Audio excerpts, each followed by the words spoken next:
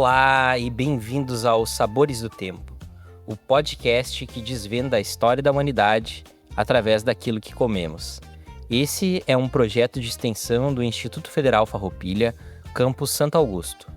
Eu sou o Matheus, professor de História e Sociologia e coordenador do projeto, e estou na companhia das alunas Lara e Emily, do curso técnico em alimentos. Oi, eu sou a Lara. Olá, eu sou a Emily, sejam bem-vindos.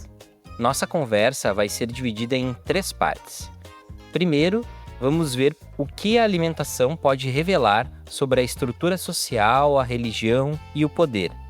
Depois, como os historiadores descobrem o que e como as sociedades do passado comiam.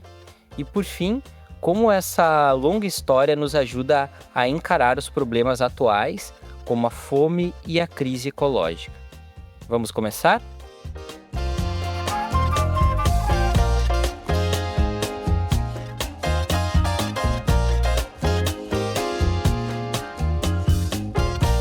Muita gente acha que a história da alimentação é só curiosidade, tipo descobrir a receita favorita de Napoleão. Mas vai muito além de encontrar receitas antigas.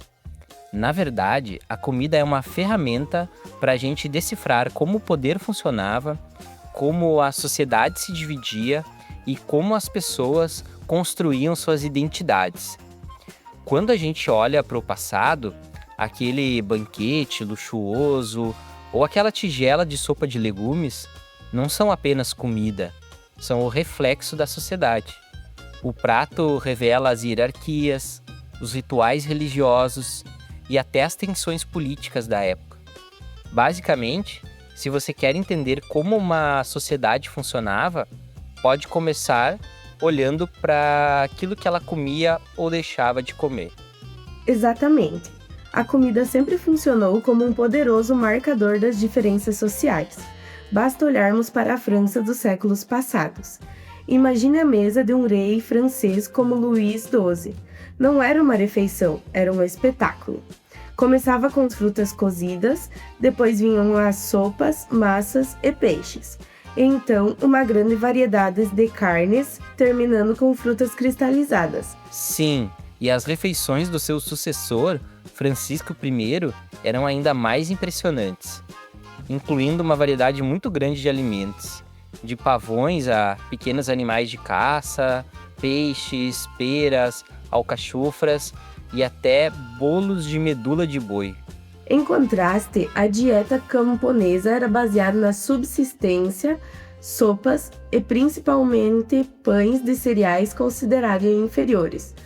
O pão era a base da alimentação para vários grupos sociais, mas os nobres comiam preferencialmente o pão branco.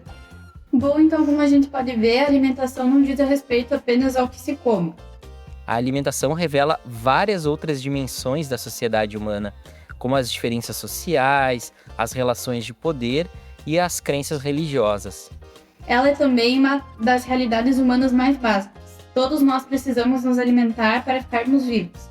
Mas, diferente de outros animais, os seres humanos criam uma série de rituais e símbolos em torno da comida. A relação entre comida e religião, por exemplo, é fundamental. Na Índia Antiga se desenvolveu uma religião chamada Jainismo. Ela tinha como base o princípio da não-violência, e isso deu origem à prática do vegetarianismo nessa região do mundo. O hinduísmo, que é uma outra religião indiana, possui como tabu a proibição do consumo de carne bovina, pois o boi é considerado um animal sagrado. No judaísmo, as leis alimentares são muito importantes, proibindo o consumo de carne de porco e de sangue. Por esse motivo, existe todo um cuidado na forma de abater o animal, de forma que todo o sangue seja drenado durante esse processo. No cristianismo, também existe uma ligação bem próxima entre alimentação e religião.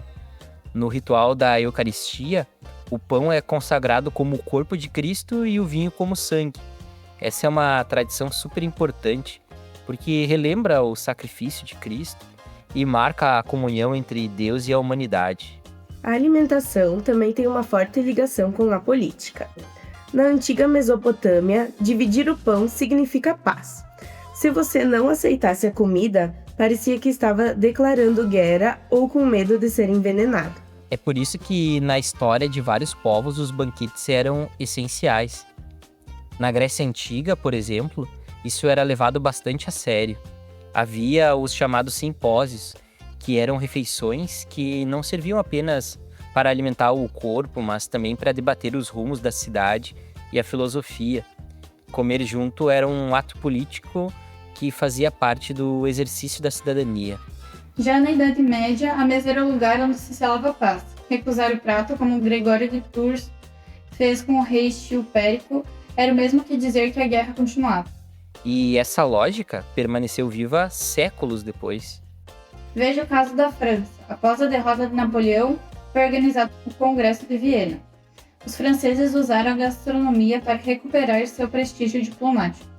Não era sobre a comida em si, dá pra entender? Nós vimos que a comida se relaciona com diversas outras esferas humanas, como a religião e a política. Mas essas histórias não caíram do céu, elas são resultado de uma investigação rigorosa. E para investigar essas questões, o historiador utiliza de vestígios do passado. Em muitos casos, ele precisa da ajuda de outros profissionais. Para descobrir o que se comia há 10 mil anos antes da escrita, nós precisamos buscar o auxílio da arqueologia. E mesmo para períodos mais recentes, nós usamos diversos tipos de evidências para montar esse quebra-cabeças. Os métodos arqueológicos e científicos são fundamentais, especialmente para a pré-história. A análise química de fósseis, por exemplo, podem revelar a dieta de um hominídeo de milhões de anos atrás. Mas tem um problema aí. Muitas coisas são difíceis de pesquisar, porque matéria orgânica se decompõe mais facilmente e nem sempre deixa vestígios. Isso pode nos levar a superestimar a importância da caça, simplesmente porque ossos de animais se preservam muito melhor do que folhas e raízes. Quando a gente chega no período das primeiras civilizações, as fontes textuais e visuais ajudam a ampliar o nosso conhecimento sobre o que se comia.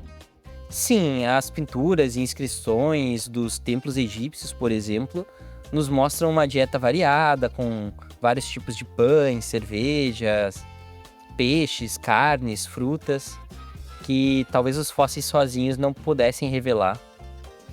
No Império Romano, registros de distribuição de cereais revelam a complexa política de abastecimento do Estado para manter a ordem social. Então, é a combinação de todos esses métodos que nos permite reconstruir o passado alimentar. E esse conhecimento não é apenas uma curiosidade, ele é muito importante para entendermos os desafios atuais.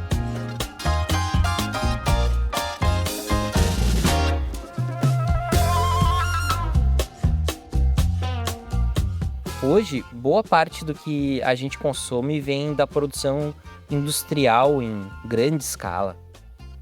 Mas essa aparente vitória tem um custo muito alto, criando uma contradição que marca o nosso tempo.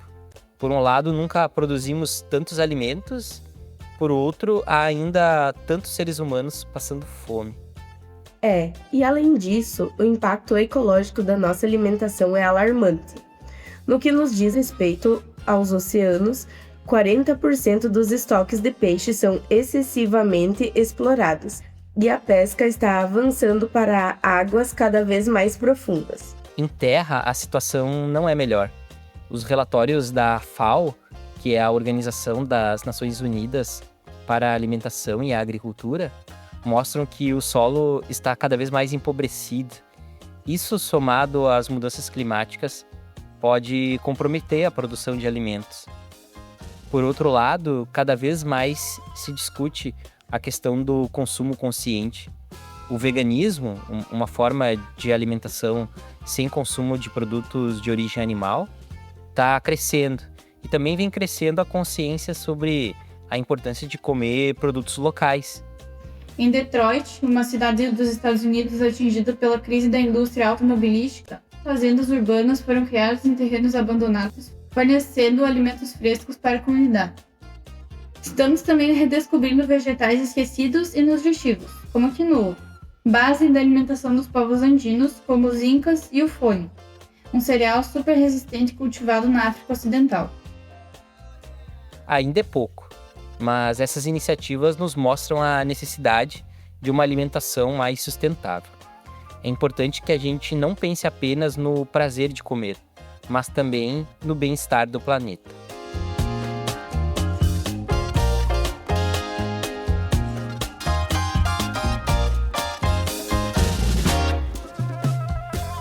Por hoje é só.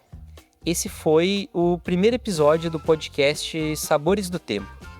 No nosso próximo episódio, vamos falar sobre a Revolução Agrícola, que mudou significativamente o modo de vida dos seres humanos. Até lá!